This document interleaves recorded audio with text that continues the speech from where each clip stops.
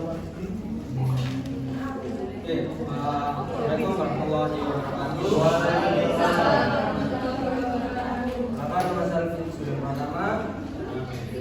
Saya sudah 101 Di sini mungkin ada yang tahu di saya.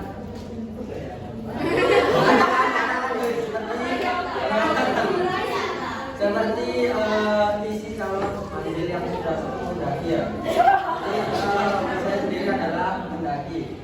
Dari awal ini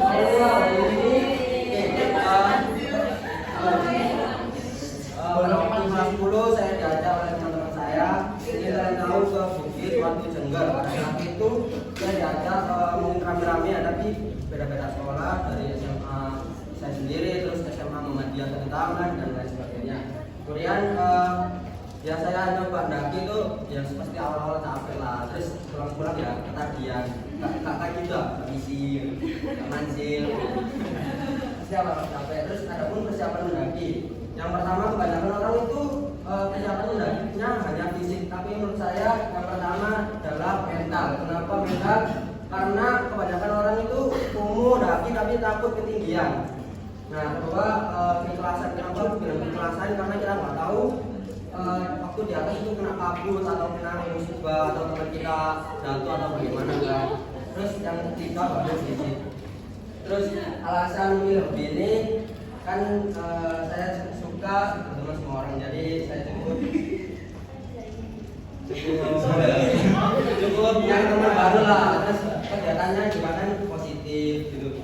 Terus kamu juga gitu. Ini gunung-gunung rendah. Perlu di situ nggak? Sebenarnya selamat. Terus ada pun pengalaman di gunung. Pengalaman di gunung mungkin waktu di Nusa ya. Mungkin kalian tahu waktu itu aku menang musim hujan ya. Jadi pernah merawat temanku yang ini kena hipotermia, di mana semua orang itu tidur, namun aku sendiri sama temanku satu itu merawat dia. Jadi mau mati gitu. Nah, ada superhero. Terus indahan alam ya, pasti kan bisa dibaca ini selamat nih.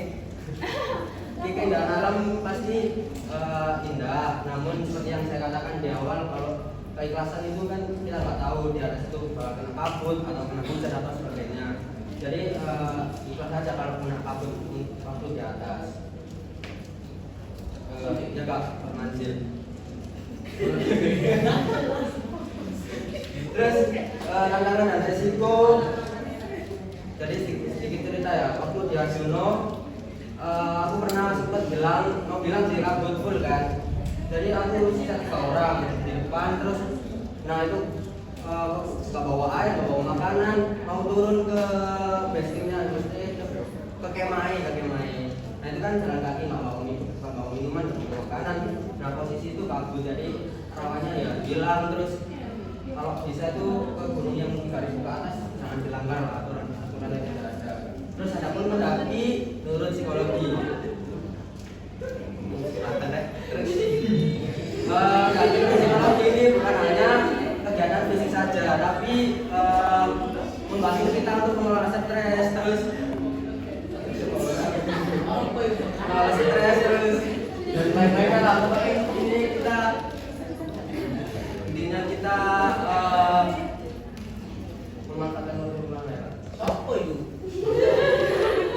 Jika yang dapat diambil kan kita dapatkan banyak ya, seperti yang di foto itu. Nah pasti ada perbedaan pendapat, apalagi kalau capek kan egonya tinggi-tinggi. Nah maka dari itu nilai yang dapat diambil adalah dimana kita harus menempatkan posisi kita kayak kita harus sabar dalam menghadapi perbedaan iman, terus harus bisa